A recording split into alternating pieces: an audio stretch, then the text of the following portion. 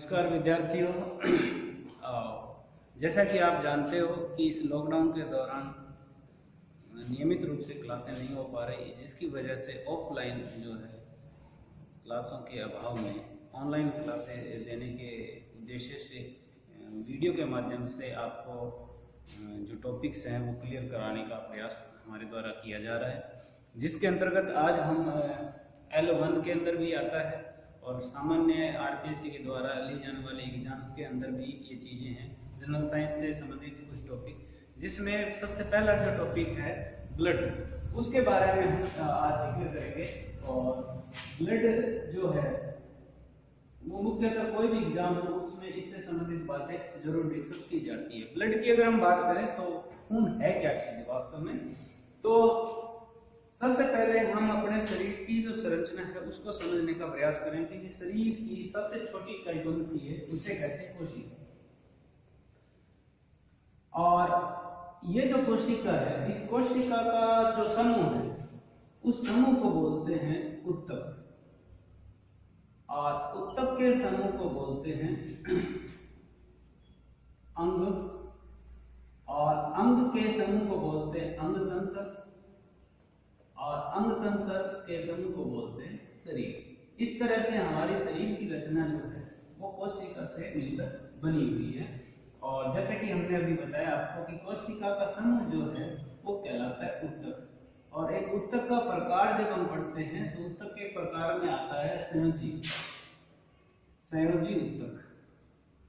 संयोजी ऊतक, अगर हम बात करें संयोजी ऊतक, तो शरीर का तापक्रम बनाए रखना संयोजी ऊतक का मेन काम है। और इसके अलावा हमारे शरीर का जो ढांचा है, जो हड्डियों से मिलकर बना है, और बाहर का जो कवर है, इसके बीच का जो स्थान है वो लगभग संयोजी ऊतक से भरा हुआ है। और जो बात कर रहे हैं हम ब्लड की, तो ब्लड भी एक प्रकार का क्या है, संयोजी ऊतक है। परंतु जो ब्लड की अगर हम बात करें तो ब्लड जो है वो तरल संयोजी ऊतक है, तरल संयोजी ऊतक। अब देखिए, अगर आपसे सीधा सीधा प्रश्न पूछा जाए कि रक्त क्या है या ब्लड क्या है, तो कहेंगे तरल संयोजी ऊतक है। अब बात आती है कि हमारे शरीर के अंदर जो ये ब्लड है ये कितना पाया जाता है, तो आप एक संख्या याद रखोगे 5, 6, 7 और 8। अगर आपसे यह प्रश्न पूछा जाए कि हमारे शरीर के अंदर खून कितना पाया जाता है, तो माना जाता है कि लगभग 5 से 6 लीटर पाया जाता है। और अगर आपसे ये पूछा जाए कि शरीर भार का कितना होता है, क्योंकि हर एक का शरीर जो है वो अलग अलग वेटेज का होता है, इसी क्रम में अगर हम बात करें शरीर भार का कितना होता है, तो 7 से 8% जो खून है वो हमारे शरीर के अंदर शरीर भार का पाया जाता है। तो सबसे पहले कि ब्लड क्या है, तो कहेंगे तरल संयोजी ऊतक। हमारे शरीर में खून कितना पाया जाता है, तो कहेंगे 5 से 6 लीटर। और कितने प्रतिशत होता है, तो कहेंगे शरीर भार का 7 से 8% जो है वो ब्लड पाया जाता है। अब बात करते हैं हम ब्लड का संचरण या परिसंचरण। तो परिसंचरण का जनक जो बोला जाता है वो है doctor William Harvey. Doctor William Harvey. Board के ऊपर लिखी गई बातें अपने आप में प्रश्न को प्रदर्शित करती है, और ये जो बातें मैं वही लिख रहा हूँ जो अलग अलग एग्जाम्स में पूछी हुई है। तो रक्त परिसंचरण का जनक बोलते हैं doctor William Harvey. Doctor William Harvey ने सबसे पहले दुनिया को ये बताया कि हमारे शरीर के अंदर नसें हैं, और ये नसें 2 प्रकार की है। एक को बोल देते हैं धमनियां, और एक को बोल देते हैं शिराएं। हमारा शरीर के अंदर जो ये धमनियां और शिराएं हैं, इनमें जो धमनियां हैं उनके अंदर अशुद्ध रक्त और शिराओं के अंदर शुद्ध रक्त का संचरण होता है। ये शुद्ध और अशुद्ध जो क्राइटेरिया है इसका, तो अगर हम बात करें अशुद्ध रक्त का, यानी ऐसा खून जिसके अंदर CO2 की मात्रा अपेक्षाकृत ज्यादा हो वो अशुद्ध, और जिसके अंदर ऑक्सीजन की मात्रा ज्यादा हो वो शुद्ध खून कहलाता है। अब बात कर लेते हैं कि ये जो ब्लड है ये किस किस चीज से मिलकर बना हुआ है। हम बात करेंगे ब्लड के कंपोजिशन की या ब्लड के संचरण की।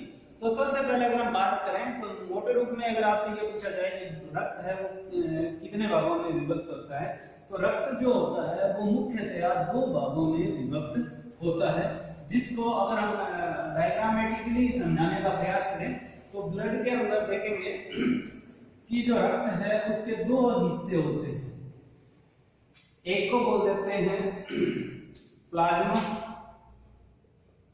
और एक को बोल देते हैं कणिकाएं।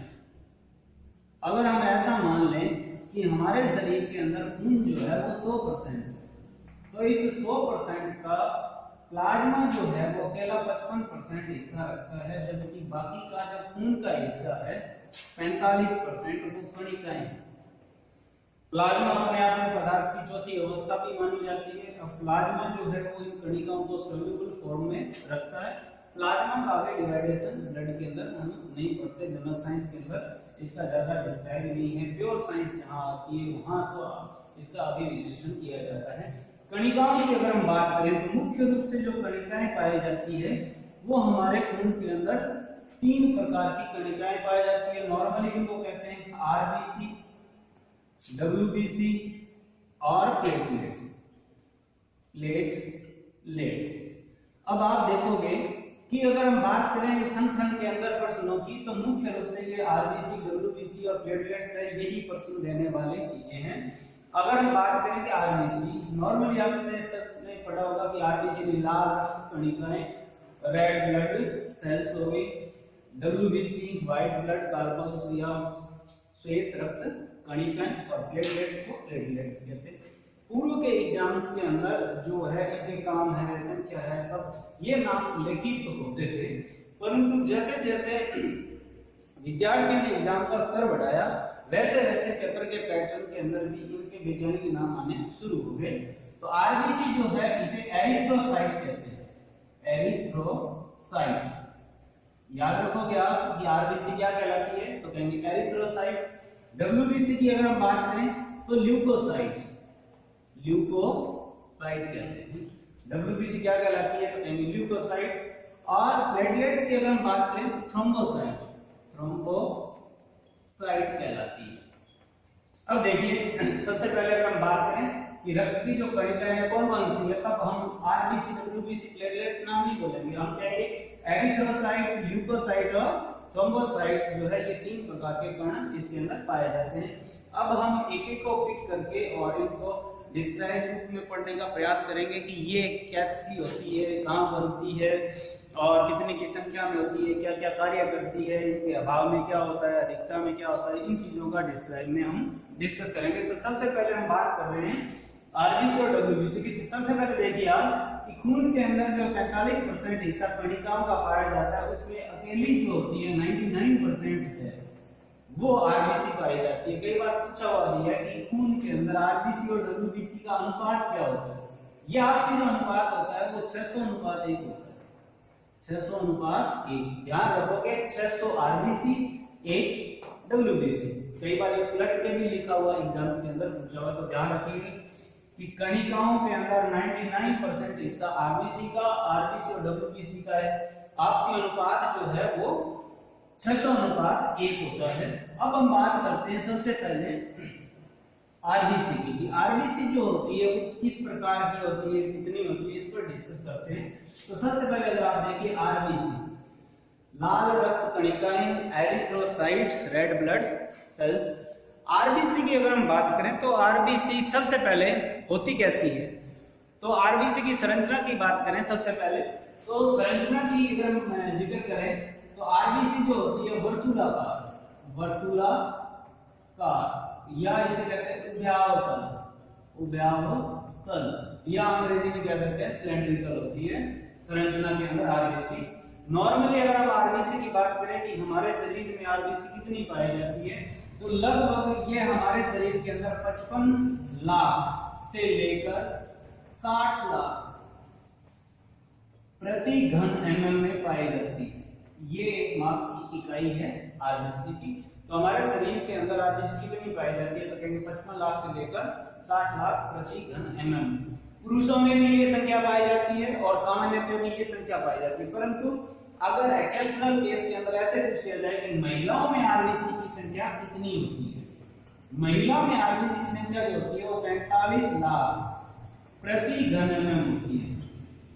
ये याद रखोगे क्योंकि उनके शरीर में कई कारणों से रक्त की कमी होती है और रक्त का मुख्य हिस्सा आरबीसी है। तो अब याद रखोगे आप, पुरुषों में और सामान्यतः 55 लाख से लेकर 60 लाख, जबकि महिलाओं में ये संख्या होती है 45 लाख प्रति घन mm।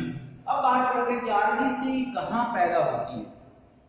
जब बच्चा माँ के पेट में होता है या भ्रूण अवस्था के अंदर आरबीसी जो है वो किसके द्वारा उत्पन्न होती है, तो कहेंगे ये यकृत के द्वारा पैदा की जाती है भ्रूण अवस्था के अंदर। और जब बच्चा पैदा हो जाता है, खुद के अंदर काम करना शुरू हो जाते हैं, तब आरबीसी किसके द्वारा पैदा होती है, तो यकृत तो हो ही गया। इसके अलावा लाल अस्थि मज्जा और एक प्लीहा जिसे स्प्लीन कहा जाता है, इनके द्वारा ये पैदा होती है। तो देखिए आपने देखा कि आरबीसी के पैदा होने का क्रम है कि भ्रूण अवस्था में अलग और वयस्क अवस्था के अंदर अलग। वयस्क अवस्था के अंदर ये तीनों नाम उल्लेखित किए जाएंगे।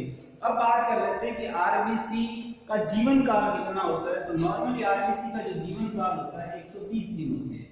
यानी हम कहते हैं कि खाने पीने से खून बनता है, तो इसका मतलब आरबीसी भी बनती है, नष्ट होती है, ये बात है। तो आरबीसी 120 दिन बाद में कन्वर्ट हो जाती है और दूसरी आरबीसी उसकी जगह ले लेती है। तो आरबीसी का जीवन काल होता है 120 दिन। मरने के पश्चात आरबीसी जो है वो यकृत के अंदर ही स्टोर होती है। भ्रूण अवस्था में पैदा हुई और वयस्क अवस्था के अंदर मरने के पश्चात यहाँ चली गई, तो हमारे शरीर का ब्लड बैंक ये कहलाता है प्लीहा, स्प्लीन जिसे कहते हैं। और आरबीसी का कब्रिस्तान भी प्लीहा को कहा जाता है। अब बात कर लेते हैं कि आरबीसी जो होती है भ्रूण अवस्था में या नॉर्मली मनुष्यों के अंदर जो आरबीसी होता है उसके अंदर केंद्रक या अन्य कोशिका, मुख्य रूप से केंद्रक की हम बात करें तो केंद्रक नहीं पाया जाता।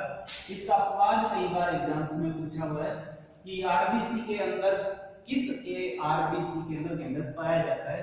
तो एक पशु है जिसे कहते हैं ऊंट, कैमेलस डोड्रमिस जिसे कहते हैं राजस्थान का राजकीय डोमेस्टिक पशु भी है, ऊंट के अंदर पाया जाता है। और एक लामा नामक जीव जो है उसके अंदर मेषनुमा होता है और पहाड़ी क्षेत्रों में पाया जाता है। इन दोनों की आरबीसी के अंदर केंद्रक पाया जाता है। अब बात करते हैं कि केंद्रक पाया जाता है नहीं पाया जाता, उसके अंदर क्या अंतर आएगा। तो नॉर्मली जो आरबीसी होती है उसकी मैक्सिमम फैलने की जो क्षमता होती है वो 130% होती है, अपने आकार से 130% तक फैल जाती है। परंतु इन दोनों जीवों के अंदर जो ये आरबीसी है उसकी ये कैपेसिटी जो है वो बढ़कर 240% तक हो जाती है। कितनी बढ़ जाएगी? 240% तक बढ़ जाती है आकार इसका, जबकि सामान्य कितना 130%। अब बात करते हैं कि आरबीसी जो है वो काम क्या करती है हमारे शरीर के अंदर, हम इसके गुणगान गा रहे हैं, ये काम क्या करती है। तो मुख्य रूप से जो है मनुष्य को जिंदा रखना कार्य किसका है? आरबीसी का। अब जिंदा रखना शब्द यूज किया है इसका मतलब आप समझ गए होंगे कि श्वसन क्रिया से संबंधित है। नॉर्मली हम श्वसन क्रिया के अंदर वायुमंडल की सारी गैसें लेते हैं। हमारे शरीर के अंदर इस प्रकार का कोई भी अंग नहीं है जो इस नाइट्रोजन को अवशोषित कर ले, क्योंकि वायुमंडल की सबसे ज्यादा मात्रा जो है वो नाइट्रोजन की है। परंतु हमारे शरीर के द्वारा जितनी ग्रहण की जाती है उतनी ही छोड़ी जाती है। इस कारण से जो ये आरबीसी है हमारे शरीर में फेफड़ों में पहुंचती है, गैसें फेफड़ों में पहुंचती है और यहां से शरीर की प्रत्येक कोशिका तक ऑक्सीजन पहुंचाना आरबीसी का कार्य है। और वहां से कार्बन डाइऑक्साइड लेके आना, ऑक्सीजन देना और कार्बन डाइऑक्साइड उत्सर्जित करना, ये कार्य मुख्य रूप से क्या है? आरबीसी का। तो आरबीसी के बारे में अगर बात करें तो श्वसन क्रिया के दौरान ऑक्सीजन कोशिकाओं तक पहुंचाना और कोशिकाओं से कार्बन डाइऑक्साइड है वो फेफड़ों तक लाना, फेफड़ों से श्वसन क्रिया के द्वारा बाहर निकालना, ये आरबीसी के द्वारा मुख्य रूप से किया जाता है। तो देखिए आरबीसी का अगर हम जिक्र करें तो मुख्य माना जाता है, तो ब्लड का 99% हिस्सा होने के कारण खून का मुख्य कार्य माना जाता है कि गैसों का आदान प्रदान करना। ये कहा जाता है कि खून का मुख्य कार्य क्या है? तो गैसों का आदान प्रदान करना और शरीर का तापक्रम बनाए रखना। तो आरबीसी जो है वो मुख्य रूप से क्या काम करती है? गैसों का आदान प्रदान करती है। अब देखिए आरबीसी के साथ साथ में हम बात करते हैं कि आरबीसी जो है उसका रंग की अगर जिक्र करें तो नॉर्मली अगर बात करें कि आरबीसी जो होती है उसका रंग लाल होता है और लाल होने का कारण जो है वो है हीमोग्लोबिन। और हीमोग्लोबिन लाल का होता है क्योंकि इसके अंदर क्या पाया जाता है, आयरन पाया जाता है, और आयरन की वजह से हीमोग्लोबिन लाल, और हीमोग्लोबिन के कारण से आरबीसी, और आरबीसी 99% उनके कारण खून का रंग भी क्या होता है, लाल होता है। अब देखिए हीमोग्लोबिन जो होता है, जैसे कि हमने इसी के अंदर आरबीसी में भी पढ़ा था कि कितने पाए जाते हैं, तो नॉर्मली अगर हम बात करें तो खून में हीमोग्लोबिन की जो मात्रा होती है, नॉर्मली डॉक्टर जो है वो इन्हीं शब्दों का यूज करते हैं, जैसे बोलते हैं 8 पॉइंट खून है, 10 पॉइंट खून है, या 12 पॉइंट खून है। ये जो पॉइंटों के अंदर बोला जाता है तो एक्चुअली ये हीमोग्लोबिन के बारे में डिस्कस कर रहे हैं या हीमोग्लोबिन के बारे में बता रहे हैं। ये जो पाया जाता है इसका अगर हम बात करें कि हीमोग्लोबिन होता कितना है, तो देखिए 100 ग्राम खून के अंदर कितने ग्राम में, 100 ग्राम खून के अंदर हीमोग्लोबिन की जो मात्रा है 12 से 16 मिलीग्राम होती है। 100 ग्राम खून में कितनी, 12 से 16 मिलीग्राम। कहने का मतलब ये हुआ कि साधारण भाषा के अंदर 12 से 16 पॉइंट बोला जाता है। अब देखिए ये तो जनरल पाया जाता है खून के अंदर हीमोग्लोबिन। अगर आपसे ये पूछा जाए कि पुरुषों में कितना होता है, तो पुरुषों में होता है 14 से 16 मिलीग्राम। महिलाओं की अगर हम बात करें तो ये संख्या 12 से 14 हो जाती है। तो हीमोग्लोबिन की मात्रा महिलाओं के अंदर 12 से 14 मिलीग्राम, जबकि पुरुषों में 14 से 16, और नॉर्मली बात करें तो 12 से लेके 16 मिलीग्राम जो होता है हीमोग्लोबिन पाया जाता है। तो देखिए ये मुख्य रूप से हीमोग्लोबिन जो है वो खून को लालिमा प्रदान करने का कार्य करता है, यानी लाल रंग प्रदान करने का, और खून के अंदर आयरन पाया जाता है। ये हम डिस्कस करेंगे। कई बार देखिए जनरल साइंस के अंदर ऐसा भी पूछा हुआ है, जैसे हमारे खून के अंदर एक धातु पाई जाती है 1C आयरन। इसी प्रकार से खून के अंदर पाई जाने वाली धातु पूछे तो क्या बोलोगे, आयरन। और इसी क्रम में पेड़ पौधों में हीमोग्लोबिन का अगर जिक्र करें तो हीमोग्लोबिन के समतुल्य क्या पाया जाता है, तो वहां मैग्नीशियम बोला जाएगा। क्या पाया जाता है, मैग्नीशियम पाया जाता है क्लोरोफिल के ऊपर, जो हरे रंग के लिए उत्तरदायी होता है।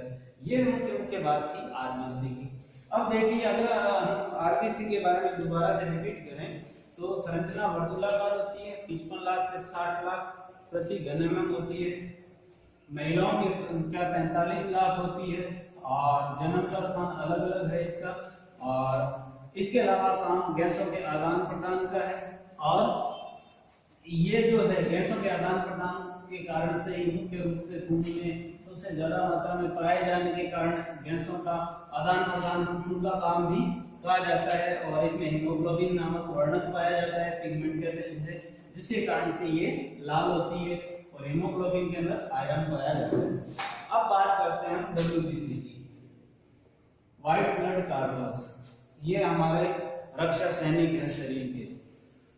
देखिए नॉर्मली जो WBC है, WBC की बात करें तो इसका आकार जो है वो अनियमित आकार कहा जाता है, कि अनियमित आकार की होती कितनी है, तो नॉर्मली आज के युग के अंदर खान पान की वजह से इसकी संख्या नॉर्मली बढ़ी हुई है।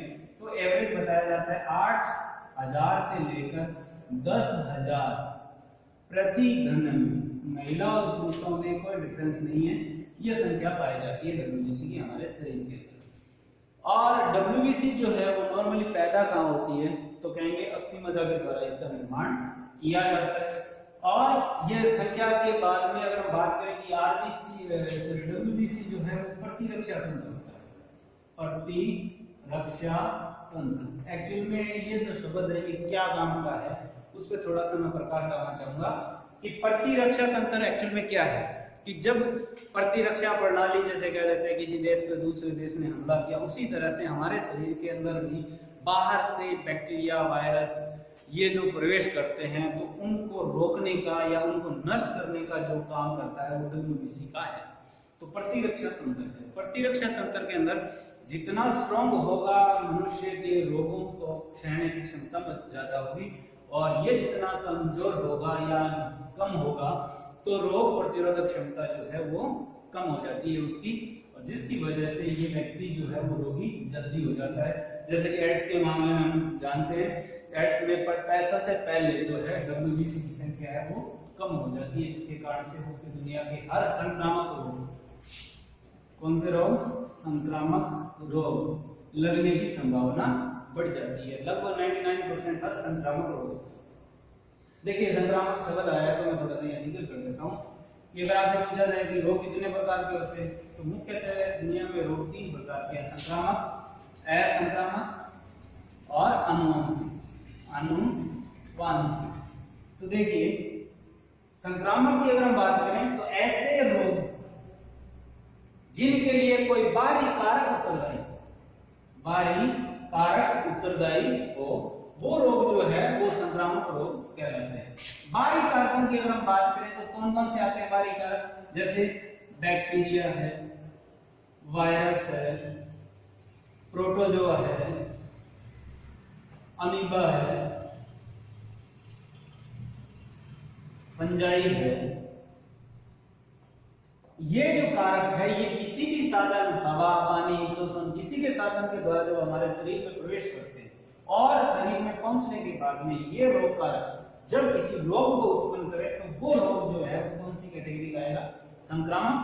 जबकि बात करें असंक्रामक कौन से होते हैं, तो असंक्रामक में एक अंतर सीधा ही है कि ये रोग जो है वो इनसे नहीं होते। समझ गए बात? यानी बैक्टीरिया, वायरस, प्रोटोजोआ और अमीबा, फंजाई इनसे नहीं होते हैं।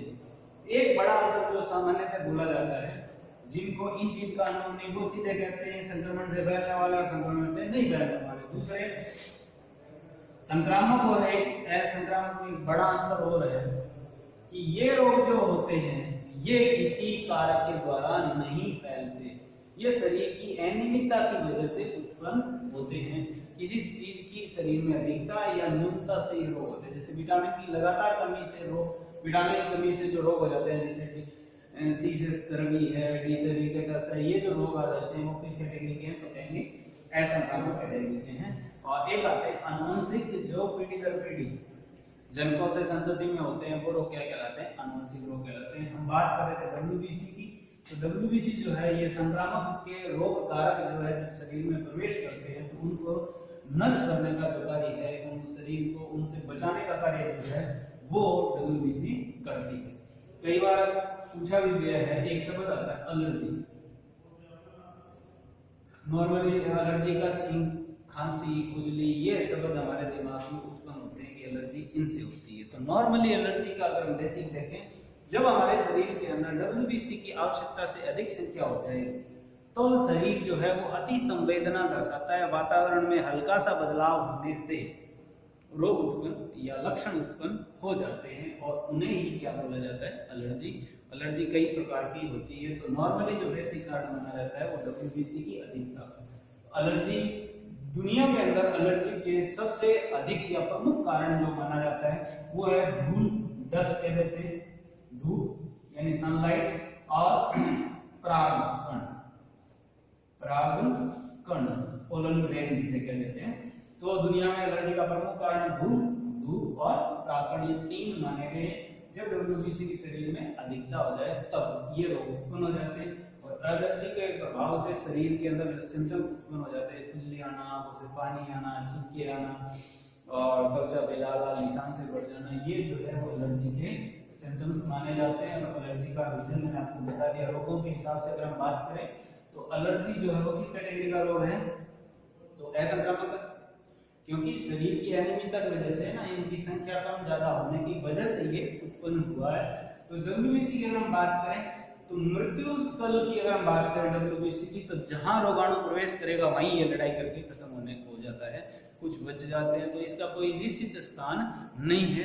अगर हम बात करें कि WBC जो है वो जो है मुख्य रूप से हमारे शरीर के अंदर काम क्या करती है, तो आप ये बताओगे कि हमारे शरीर का प्रतिरक्षा तंत्र है वो क्या है, तो WBC।